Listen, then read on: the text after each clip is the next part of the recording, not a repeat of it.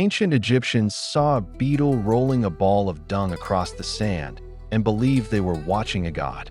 This insect became one of Egypt's most sacred symbols.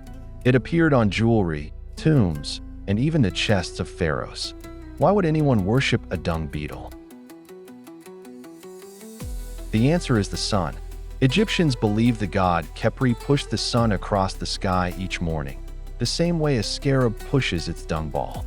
To them, the beetle's daily labor mirrored the most important event in the universe, sunrise. The scarab wasn't disgusting. It was divine. It went deeper than sunrise. Baby beetles hatch from inside the dung ball, appearing to emerge from nothing. Egyptians saw this as proof of spontaneous creation, life from lifelessness. The scarab became their symbol of rebirth, resurrection, and eternal life. Archaeologists have found scarab amulets buried with mummies for over 3,000 years.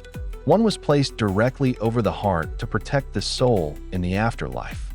A humble dung beetle became Egypt's guardian of eternity.